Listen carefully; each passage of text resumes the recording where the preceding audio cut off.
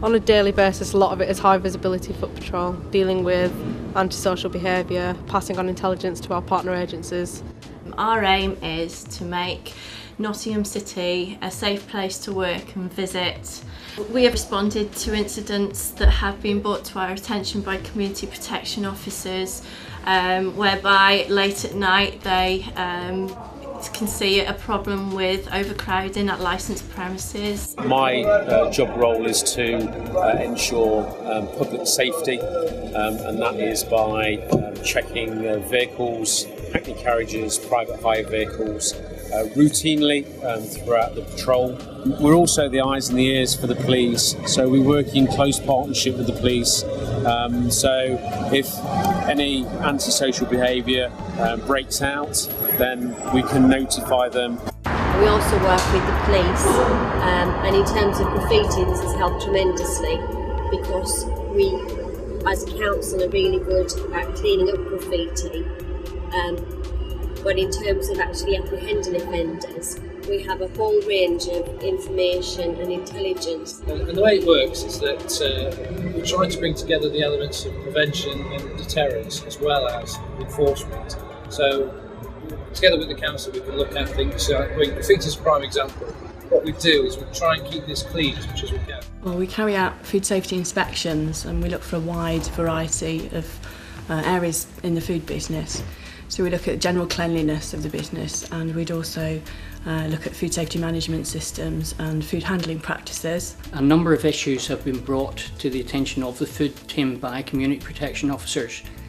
This has included accumulations of refuse, pest problems, unhygienic practices within premises, and also we've been informed of new businesses which have started up without actually being registered with us. We're looking predominantly at fair trading environment to make sure it's all fair so consumers buy products fairly. Community protection officers are out in the streets every day and there are eyes and ears, so they know their neighbourhoods, and if they suspect, for example, a shop is, selling cigarettes to children, for example, and they'll notify us. We deal with all types of privately rented houses, in particular houses in multiple occupation, which are 3 or more people sharing a house. But in particular we deal with larger HMOs that are 3 stories and have 5 or more people sharing. On a daily basis, if we're on patrol on our beat and we come across issues in the neighbourhood, and it is to do with a HMO property, obviously we'll refer back to them and raising any concerns that residents have, tenants have. There's a national noise strategy that's designed to address noise problems from road traffic, transportation noise such as trains and aircraft. The great thing about CPOs is they are out on district. We can't always be out there unfortunately, but CPOs are out on district, wandering the streets, and they see things obviously that we don't see all the time. The seizing of stray dogs, which is most of our day, that's the most important bit, and we're all trained, we all deal with dogs, and if we've got visits in certain areas, we all know our CPOs from our areas and we'll just go and grab one of them to do our visits with. CCTV is a vital weapon in our armoury. It basically gives us eyes in the sky, which operationally is a huge advantage. We work alongside the antisocial behaviour team, the public realm teams that deal with fly tipping and things like that, trading standards. When it's worked well in a partnership organisation, as it does in Nottingham, with a variety of agencies, then yes, it has its part to play in reduction of crime.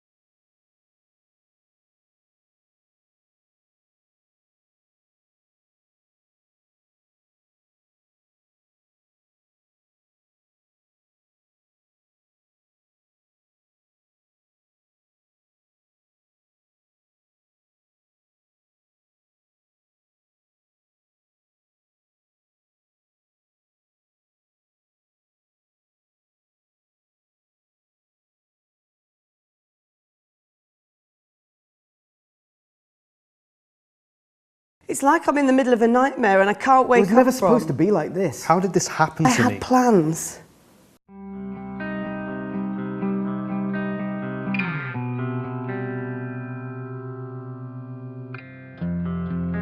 This is my story. The story of the things you don't know, of the things they don't tell you about.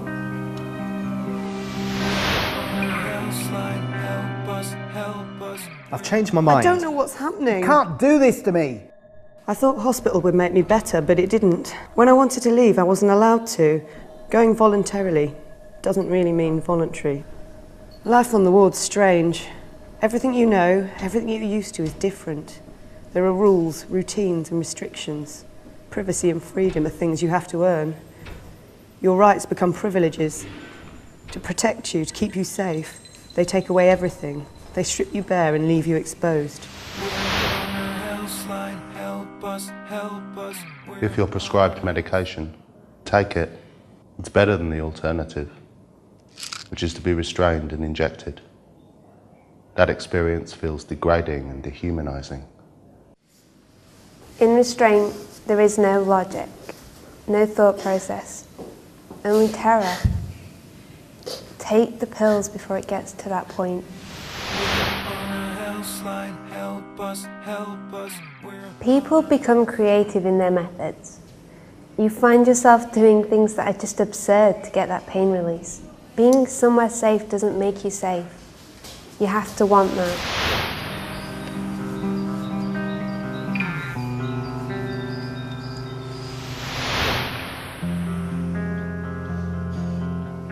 Self-harm happens, no matter how many preventative measures are put in place. If someone truly wants to hurt themselves, then they will.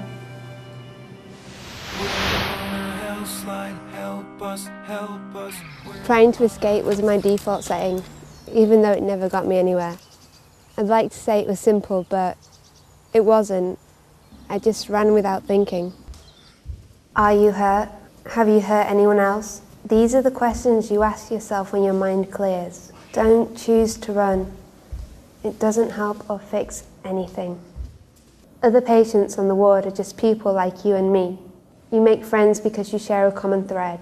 Interactions are raw and often brutally honest. Yet you have to always be on your guard because you're in a place where anything can and does happen. Still, over the years I got to meet people who in the midst of all that pain reminded me how to laugh. The system has its faults, and it's not easy, but I can't say it's wrong or condemn it, because had it not been for those people, I wouldn't have survived. I spent a lot of time fighting people who were trying to help me. My lessons are learned. My parents still get to have their child. My siblings still get to have their sister. I have a life. And even though it's not easy, even though it's a battle, I'm alive.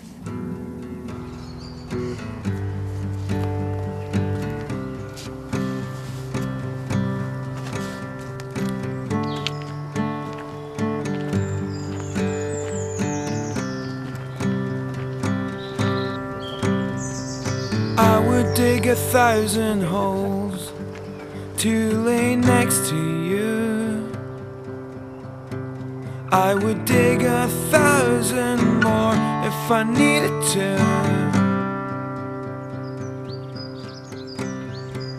I look around the grave for an escape route of old routines.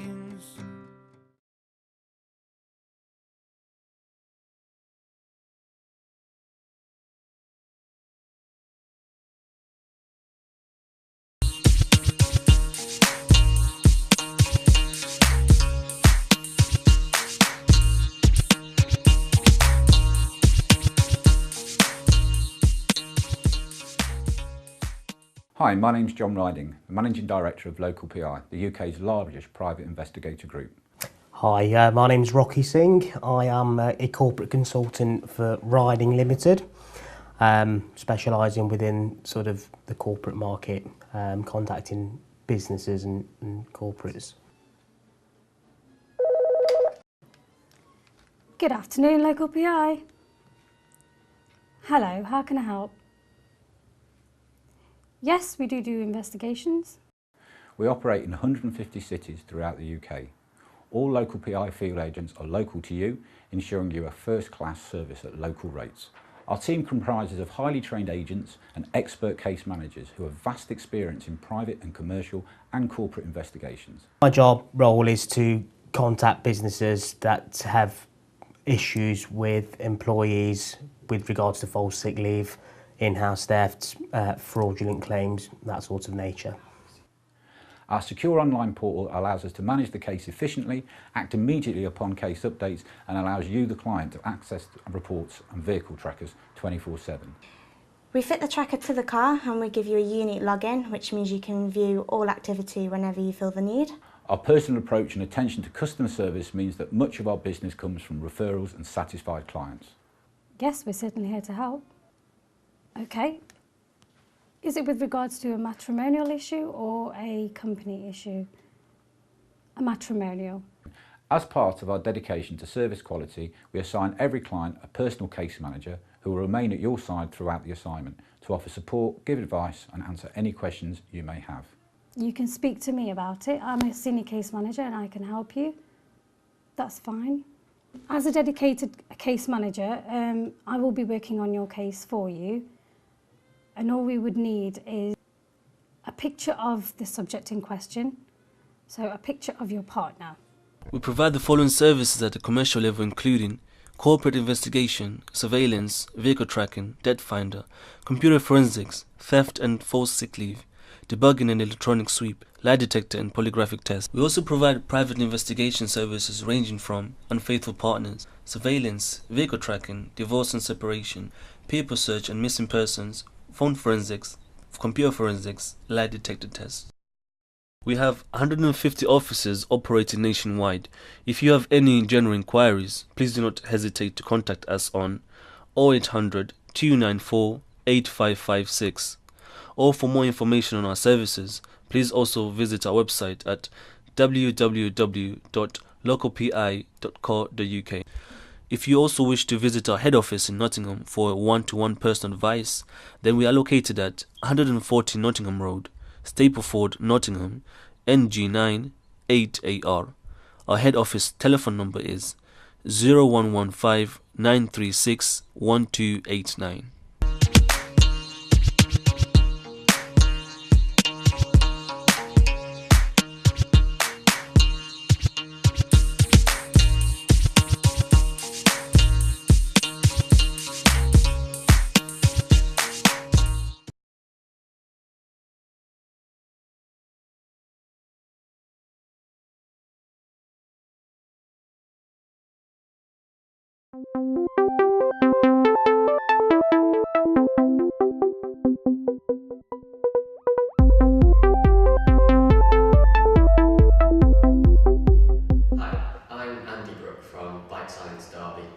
We offer retool 3D motion capture bike fits, but sometimes when the bike isn't the right size, it's difficult for us to get the position that we're after. To avoid that problem, we've designed and built our own fitting jig, which we can adjust to replicate any bike in any size. And today we're just going to give you a demonstration of the sizing process you can expect before buying a new bike.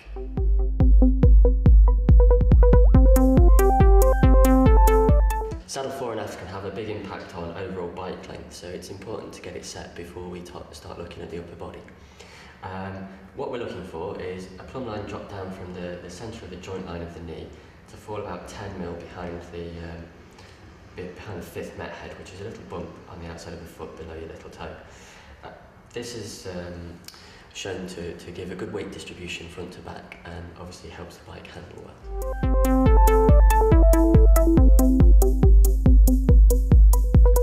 Once we're happy with saddle height and fore and aft, we start to look at the back angle. If the back angle is too low, then you could potentially get some lower back problems, but obviously too high and you're going to catch a lot more wind, so it's not going to be particularly aerodynamic. The ideal back angle will depend somewhat on the type of riding that you're going to be doing, so we do have a bit of a chat with you about that. So today we're going to be setting Michael in a general road position, and to check his back angle we just of the centre of the goniometer on the greater trochanter. Put the bottom line horizontal, and the top we want to come in line with the acromion just there, which is a perfect back angle of about 45 degrees.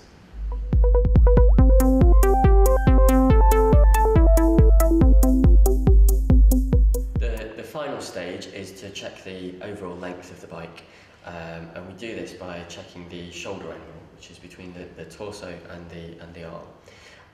If the bike is too long, then you could get lower back pain or potentially end up with a lot of weight on your hands. And equally, if the bike's too short, then you're going to feel quite squashed when down on the drops. So the way that we measure it is just by popping the goniometer on the acromion just there. Have one of these running down to the greater trochanter, and then the other one down between those two knuckles there. And what we're looking for is about 85 degrees, which is absolutely perfect. So if the angle there wasn't correct, or if the back angle was wrong, then we would potentially change the stem length to make the bike a bit longer or shorter, or we'd have to adjust the jig so that it was a completely different frame size. The whole process normally takes around 45 minutes, and that gives us plenty of time to make sure that the position is right and nice and comfortable. We also have a bit of a chat about the bike specifications and the options you can choose. We have fit studios throughout the UK, so visit the Bike Science website to find your local one and make a booking for a free sales consultation.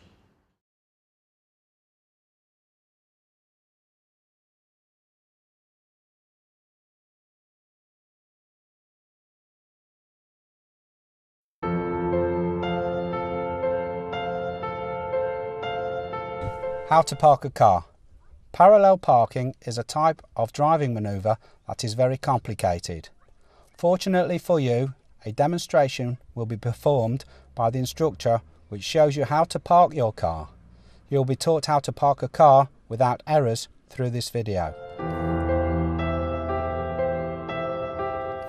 Step 1. The process. Parallel parking is when you draw up parallel to a parked car and then reverse into a space behind it. This is a very useful skill which you will need as soon as you start driving.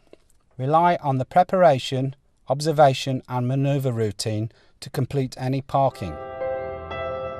Step 2. Prepare to parallel park. Drive forward past the empty space and use the foot brake to stop parallel to the car on your left hand side. Don't stop more than a metre from the car, as you may cause greater obstruction than necessary. Press clutch down and select reverse gear. Step 3. Position. Check all around for other road users. Look over your left shoulder through the rear window. If the way is clear, ease off the clutch, drive back very slowly. Watch for the side mirror of the rear side window of the parked car on your left. When you can see it, check all around and if safe, turn the steering wheel 3/4 to the left. Check the road both ways and then continue reversing very slowly.